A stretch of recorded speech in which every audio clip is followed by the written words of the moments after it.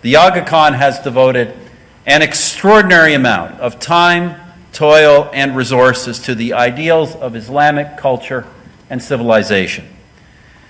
In doing so, His Highness has contributed greatly to demystifying Islam throughout the world by stressing its social traditions, its history of peace, of tolerance, and of pluralism. When a contrary and violent distortion so regularly dominates the news, this is a vision of Islam of which all Canadians can be proud.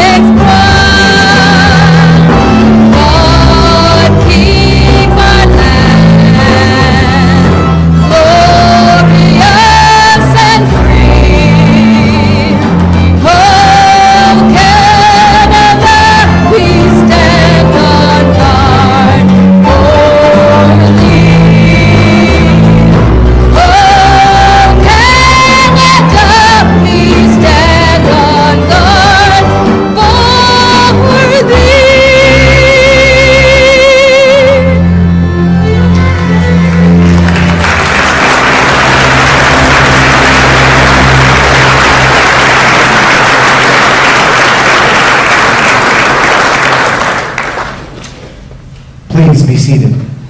Excellencies, distinguished guests, ladies and gentlemen, welcome to the opening of the Ismaili Center. A recitation from the Holy Quran will be followed by translations in English. أعوذ بالله من الشيطان الرجيم بسم الله الرحمن الرحيم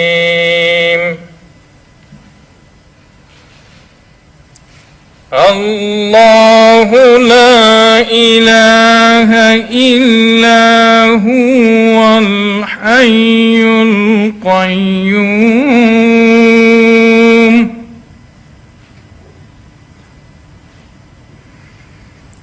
لا تأخذه تأخذه سنة ولا نوم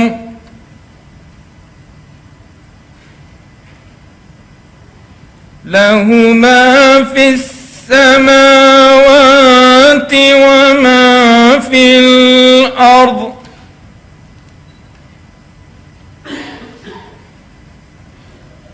من ذا الذي يشفع عنده إلا بإذنه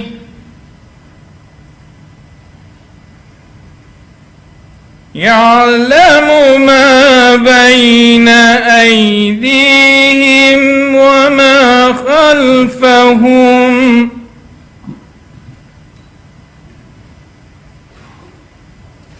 ولا يحيطون بشيء من علمه إلا بما شاء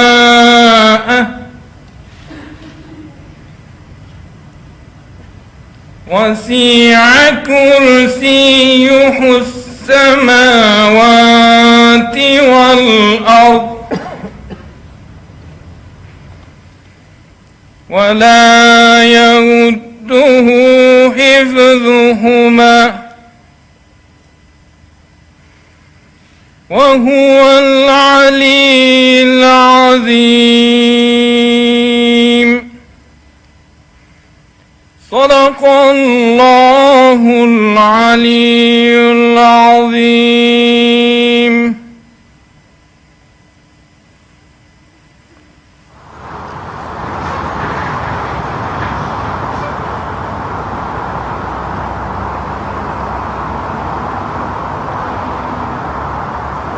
In the name of Allah, the most beneficent, the most merciful. Allah, there is no God but He, the living, the everlasting one. Neither slumber overtakes Him, nor sleep. To Him belongs what is in the heavens and what is on the earth. Who is there that shall intercede with Him except by His permission? He knows what is their present state and their past, and they cannot grasp of His knowledge except what He wills. His throne encompasses the heavens and the earth, and the preservation of them is not a burden to Him. He is the exalted, the supreme, the right honorable Stephen Harper, Prime Minister of Canada, our guest of honor, will now deliver his address. Thank you very much, Your Highness, members of the family, former Governor General Clarkson, and colleagues from the Parliament of Canada, distinguished guests, ladies and gentlemen, and of course, all of those who are watching this from all across the country. Your Highness, 4 years ago, we stood together on this very site for the foundational ceremony of the Ismaili Center, Aga Khan Museum and Park. I said then that these projects promise to be another stunning addition to Canada's growing array of architectural treasures. We celebrate today the fact that that ambitious promise is now a splendid reality.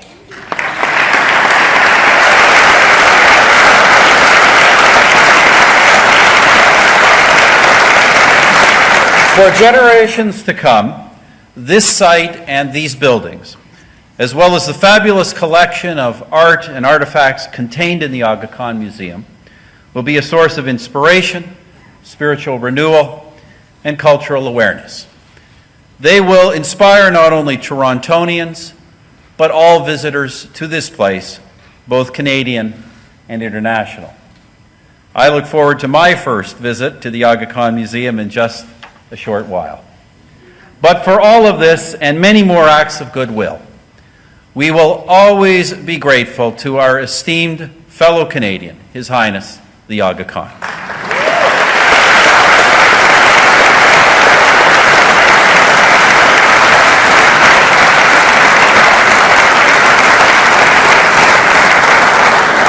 We celebrate today, then, not only the harmonious meeting of green gardens and glass galleries, or of Italian marble and Canadian maple. We rejoice above all in the special spirit which fills this place and gives it its soul. For a very, very long time, this priceless gift will bring joy to the eyes and jubilation to the hearts of countless visitors. Since his accession to the imamat in 1957, that's before I was born.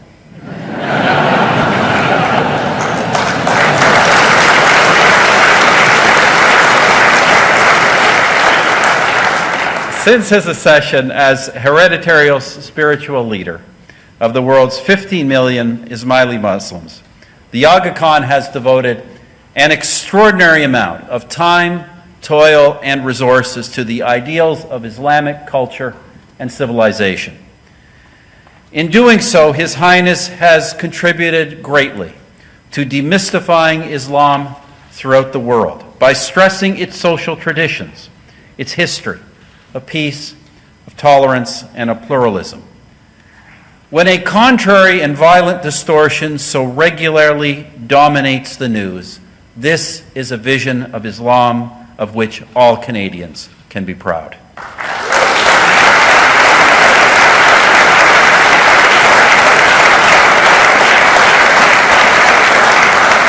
Highness, I remember well the wise words you spoke in the House of Commons last February.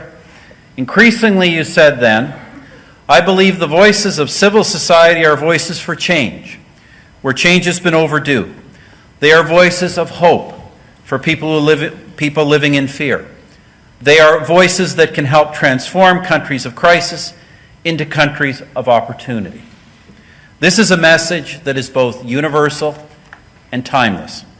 And it does us great honor as Canadians that it is now being propagated so powerfully from our own country, thanks to you, Your Highness.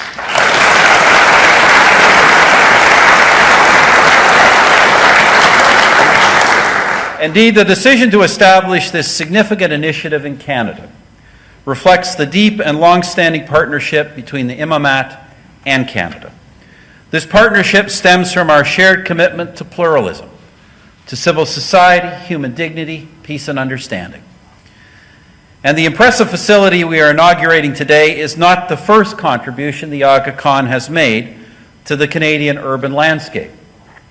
A first Ismaili Centre was opened in Canada in 1985, nearly 30 years ago, in Burnaby, British Columbia.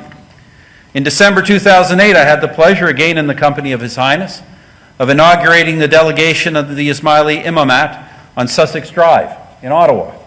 That building, which has also been singled out for its architectural elegance, is now the seat of the Aga Khan Foundation Canada and the Global Centre for Pluralism. The centre, however, will be moving to a new location, also on Sussex Drive, at the former site of the Canadian War Museum. By a happy coincidence, that move will be completed in 2017, the 150th anniversary of our Confederation. I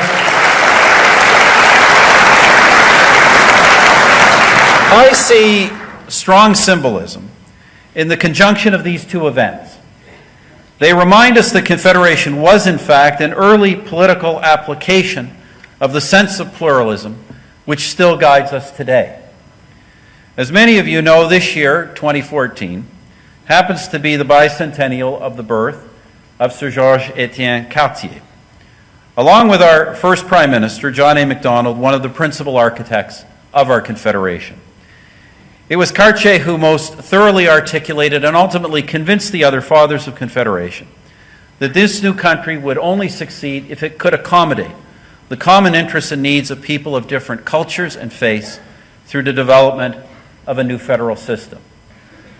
The wisdom that Cartier advanced 150 years ago, the wisdom of acceptance and tolerance, are lessons that the Canadian Ismaili community teaches still. In doing so, you have contributed to keeping these fundamental values at the heart of our national identity. I am therefore very delighted to join all of you in declaring the Ismaili Center open.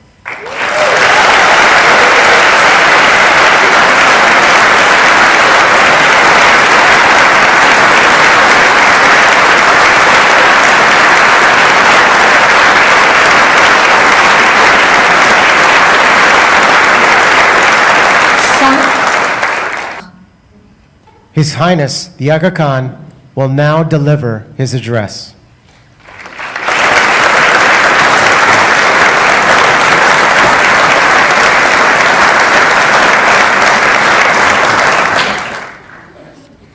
Bismillahirrahmanirrahim. Prime Minister Harper, words fail me, and that's not often the case. But words fail me to thank you enough for your most gracious and warm comments on this occasion. This is indeed a magnificent day.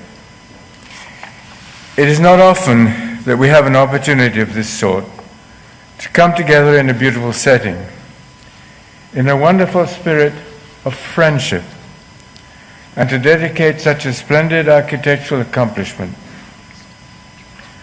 As we inaugurate this building, we also have the opportunity to contemplate what it represents: the inspiring traditions of the past, the stirring challenges of the future, and the continuing search for peace through prayer.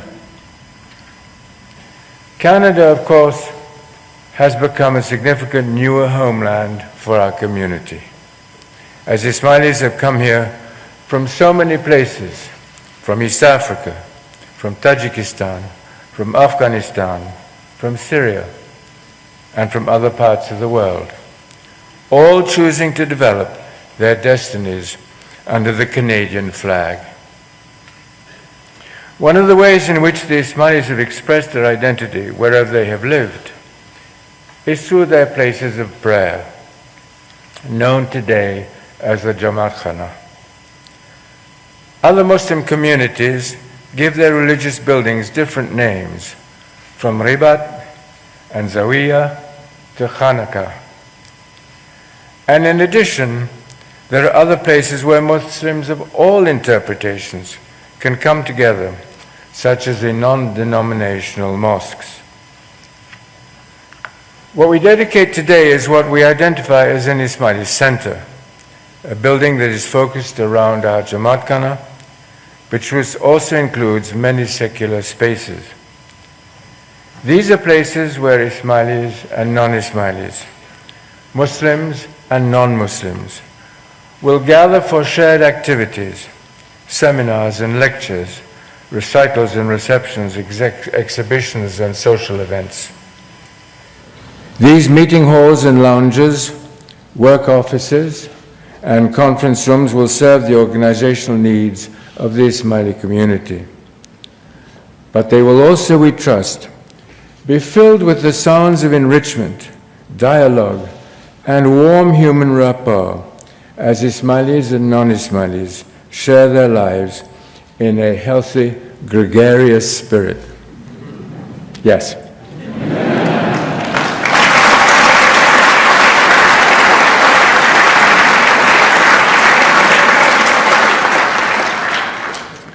We are a community that welcomes the smile.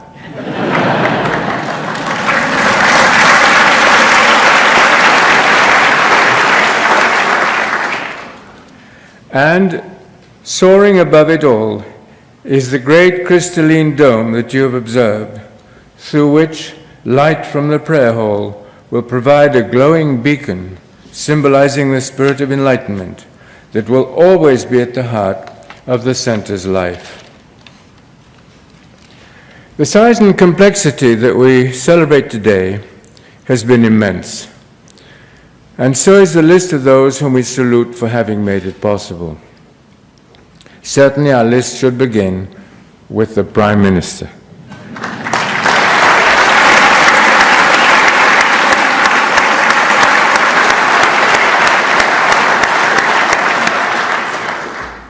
With whom we have shared so many magnificent moments and so many worthwhile endeavors on many fronts in this country and beyond, the Canadian government has been a strong, significant partner for the Ismaili Imamate and the Aga Khan Development Network. And we recall with special pleasure, of course, the foundation ceremony of this site, at which the Prime Minister so graciously presented me with the enormous honor of Canadian citizenship.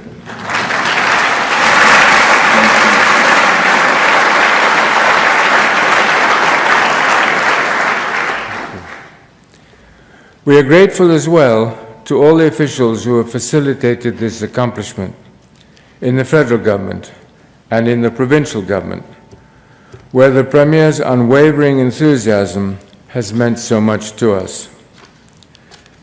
And the same thing is true of the City of Toronto and its dedicated councillors and staff, as well as the Bata family and the people of this neighborhood.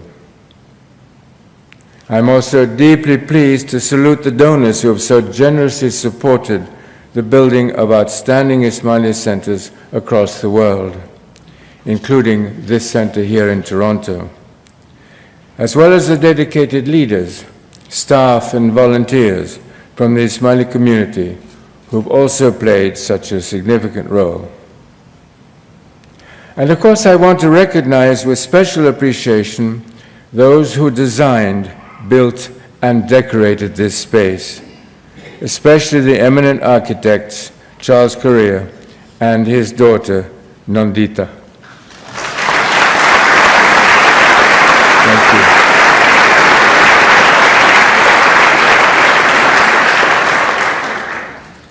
Let me underscore as well the important contributions of the Toronto firm of Moriyama and Teshima, of Gotham Notting Hill, and of the great German Muslim artist Karl Schlemminger.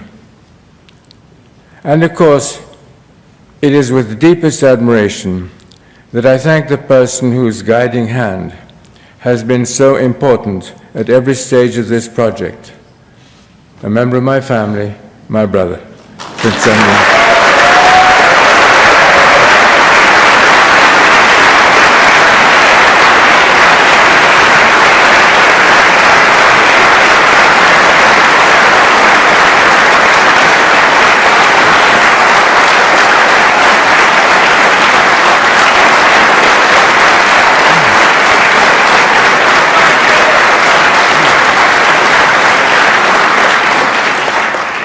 Thank you. Our focus today is on two splendid new buildings here on Winford Drive. But I would be remiss not to mention the new public space that will tie these two new buildings together, the Aga Khan Park, which will have its official opening when the vegetation matures next year. When our planning for the Toronto Ismaili Centre started in 1966, we decided to ask the younger generation of Ismailis about their vision of this building. What did they want it to represent? How did they see it functioning? In response, young people from the ages of 18 to 27 generously shared their aspirations with us. They told us that they wanted a building that would be forward-looking, while also being anchored in traditional community values. They also wanted a building in which they could strengthen their personal relationships, a place where they could not only unite in prayer, but could also develop new life-shaping associations amongst themselves and with other Canadians. They hoped that the center would become, and I quote, a great avenue through which they could integrate into society at large, a place that would command the respect of all those who would visit it. It is with all these thoughts in mind that we selected for the center a world-class architect who had designed for many faiths, but also in an idiom for today and tomorrow. He was a man who deeply believes, as he puts it, that, quote, tradition and modernity are not opposites. And the result, as you can see, is a building in which traditional elements of Muslim architecture are given a confident, forward-looking vocabulary. The young men and women whose views we sought back in the year 2000 are now between 32 and 41 years old, in the middle of their careers. It is my earnest hope that the formation of this center, which will now become theirs, has responded to their hopes 14 years ago.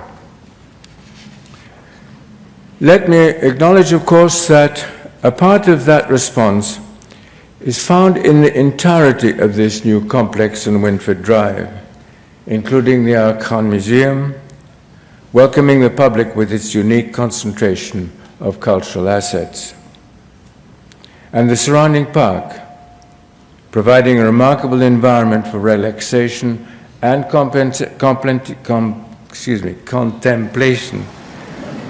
I got it right.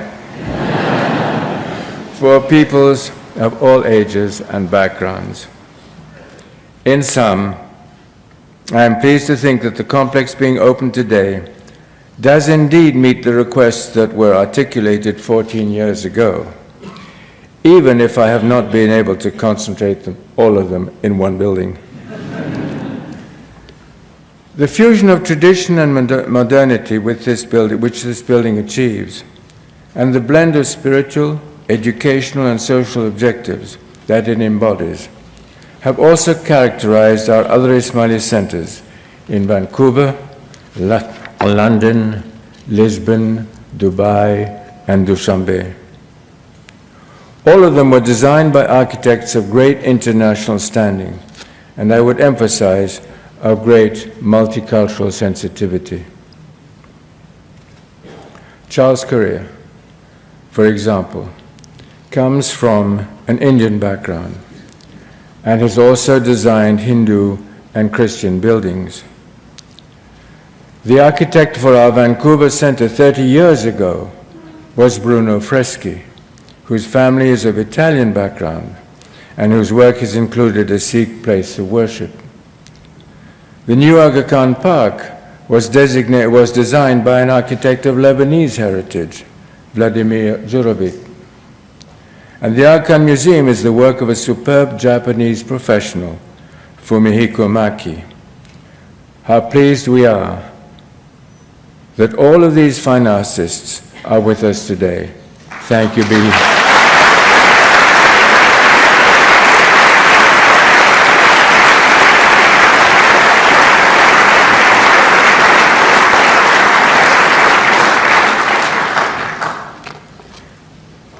In its origins, in its design, and in its programs and activities, the complex we inaugurate today is animated by a truly pluralistic spirit. In this respect, too, it reflects the deep-set Ismaili values, pluralistic commitments that are so deeply embedded in Canadian values. These commitments have been strikingly evident in a recent government initiative that I would like to mention today. I refer to the establishment less than 2 years ago of the new Office of Religious Freedom, led by Ambassador Andrew Bennett.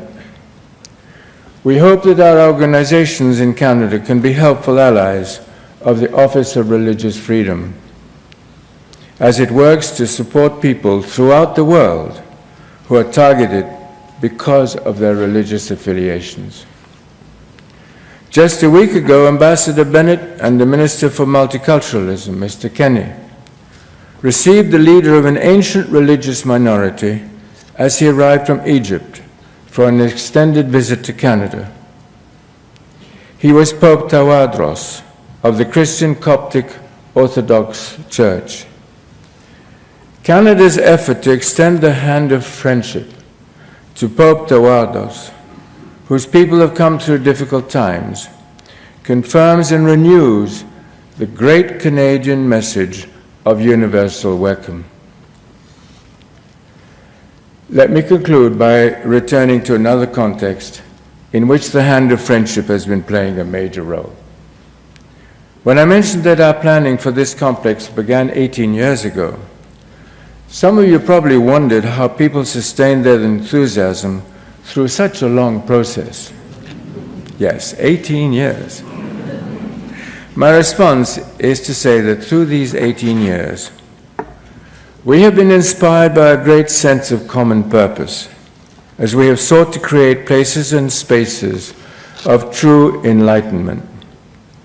And in doing so, we have also been strengthened by a pronounced spirit of friendship. And what a joy it is to celebrate that spirit at a time when so much of the world's attention is focused on climates of belligerence. This first step in the planning of the center in the late 1900s was to find an appropriate building site, one that would be convenient to a large number of Ismailis. This was a challenge in and of itself, as we tried to reconcile the needs of more established Ismailis with the requirements of newly arriving and less settled immigrants. After a long search, we selected a site which is little more than half of the site we have today. It was located where the new museum is now standing. Happily, we were successful in acquiring that land, and it was evident that the hands of friendship helped to make that acquisition possible. As the project progressed, we learned that the Bata family was intending to give up its office building on a site adjacent to ours, an elegant building, but one where time had taken its toll. Once again, the hand of friendship was extended, and Mrs. Bata made it possible for us to acquire that building. Because it stood on the highest point of the area, we decided to move the Ismaili Center to this site and to redesign it accordingly. The next step, of course, was to seek approval to remove the Bata building.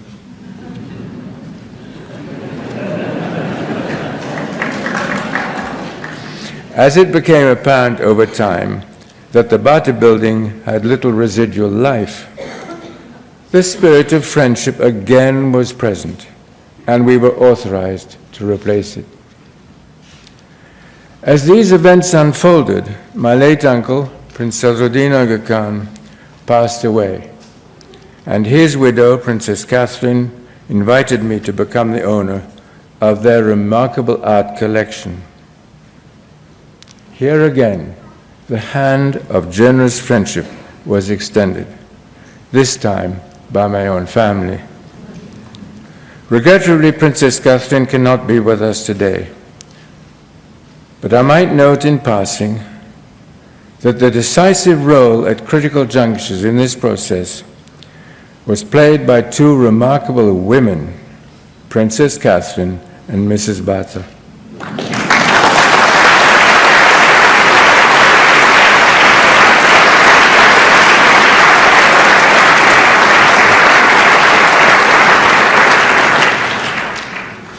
And so it was that things came together.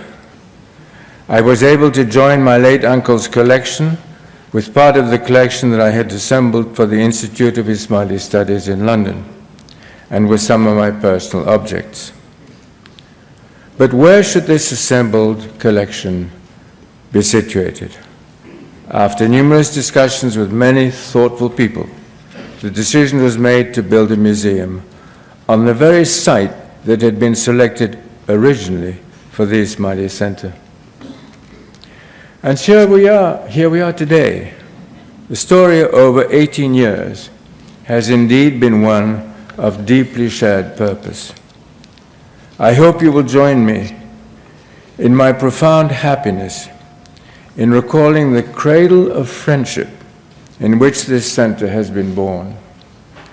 And I know that all of you will also share my profound wish that the center will now prolong, decade after decade, its beautiful legacy of friendship and enlightenment. Thank you.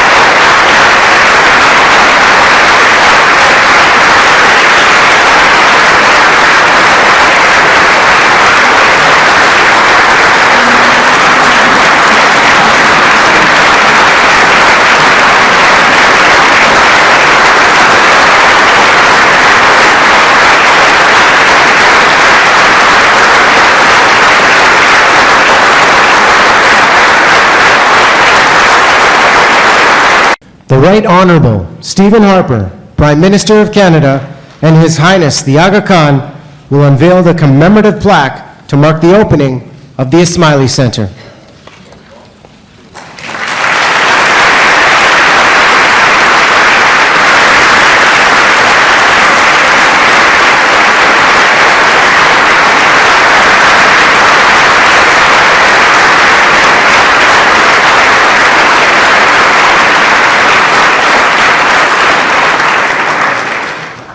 This concludes the opening ceremony of the Ismaili Center.